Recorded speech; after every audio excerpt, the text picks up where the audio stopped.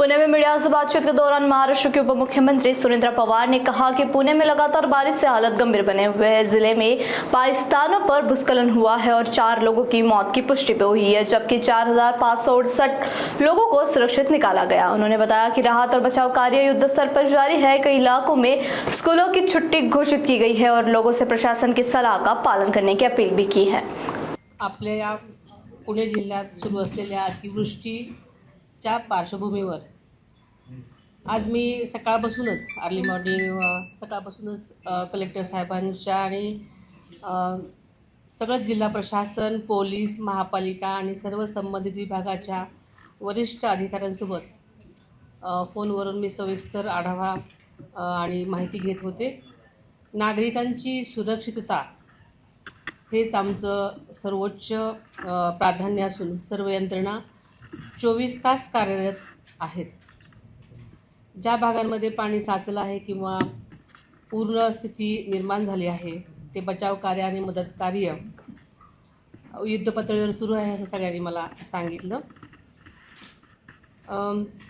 आवश्यक त्या सर्व उपाययोजना तातडीने राबवण्याच्या निर्देश मी प्रशासनाला वेळोवेळी दिलेले आहेत आणि नागरिकांनी कृपया प्रशासनाच्या सूचनांशिवाय किंवा सूचनांचं पालन करावं, अफवांवर विश्वास ठेवू नये आणि कोणतीही आपत्कालीन परिस्थिती उद्भवल्यास तात्काळ प्रशासनाशी संपर्क साधावा अशा सूचना मी दिलेल्या आहेत आणि शासन आणि जिल्हा प्रशासन प्रत्येक नागरिकांच्या पाठीशी ठामपणे उभे आहे। आपल्याला सगळ्यांना माहिती आहे की दिनांक 4, 5 आणि आज दिनांक 6 जुलैकरता प्रादेशिक हवामान विभागाने आपल्या पुणे विभागासाठी रेड अलर्ट दिलेलाच होता। या 3 दिवसामध्ये जिल्ह्यात आपल्याला सगळ्यांना माहिती आहे की प्रचंड पाऊस सुरू आहे। दिनांक 5 जुलै रोजी जवळजवळ 46.9 किलोमीटर व दिनांक 6 म्हणजे आज मिलीमीटर व जुलै 6 रोजी 59.0 मिलीमीटर इतका पाऊस झालेला आहे आणि इतक्या कमी वेळात एवढा जास्तीचा पाऊस पहिल्यांदाच आपल्याकडे इथे झालेला आहे। दिनांक 5 तारखेला एकूण 158 मंडलापैकी 27 मंडलामध्ये जवळजवळ 65 मीटरपेक्षा जास्त पाऊस पडलेला आहे।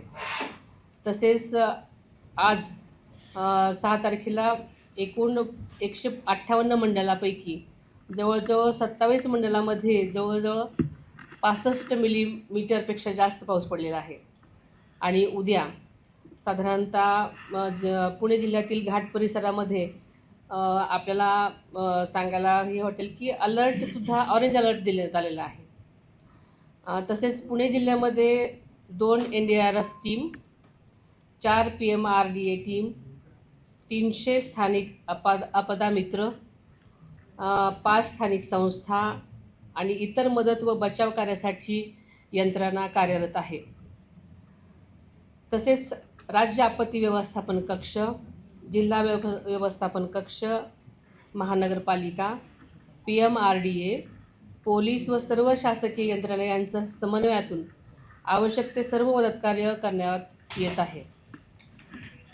एकूण 568 व्यक्तींना बचाव कार्य करून बाहेर काढण्यात आलेलं आहे। त्यामध्ये 4,500 लोक हे PCMC मधील आहेत आणि 4,500 लोक PCMC मधील आहेत आणि 500 लोक हे PMC मधील आहेत।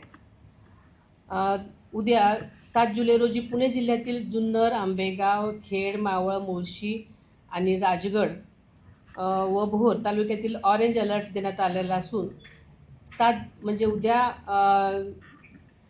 सर्व प्राथमिक, माध्यमिक व उच्च माध्यमिक शाळांना सुट्टी जाहीर केली आहे। मावळ तालुक्यातील मौजे, लोणावळा परिसरात भाजे धबधबा, लोहगड किल्ला, विसापूर किल्ला, तिकोणा किल्ला, तुंग किल्ला, tiger point, licence point, Pavana dam या ठिकाणी दिनांक 6 जुलै 2026 ते दिनांक 31 ऑगस्ट 2026 रोजी सायंकाळी 6 ते सकाळी 6 वाजेपर्यंत भारतीय नागरिकांना सुरक्षा संहिता 2023 प्रमाणे 163 लागू करण्यात आलेला आहे. इंद्रायणी नदीमध्ये आपल्याला माहिती आहे की सगळ्यांना फ्री कॅचमेंटमुळे पाण्याची पातळी वाढत असून प्रवाहही त्यांचा खूपच जोराने वाढत आहे. त्यामुळे उद्या श्री क्षेत्र देहू येथून व परवा श्री क्षेत्र आळंदी येथून पालखी प्रस्थान सोहळा असल्याने वारकऱ्यांना क्षेत्र देहू व श्री क्षेत्र आळंदी येथे न येता पुणे महापालिकाच्या हद्दीमध्ये पालखीने प्रवेश केल्यानंतर पालखी सोहळ्यासाठी सहभागी होण्याबाबत सगळ्यांना मी आवाहन केलेलं आहे. त्यामुळे माझे सर्व वारकरी बंधू भगिनी नम्र विनंती आहे की त्यांनी सरळ पुण्याकडे अगोदर यावं आणि त्यांची व्यवस्था पुणे शहरातील महानगरपालिकांच्या शाळांमध्ये करण्याची व्यवस्था केलेली आहे.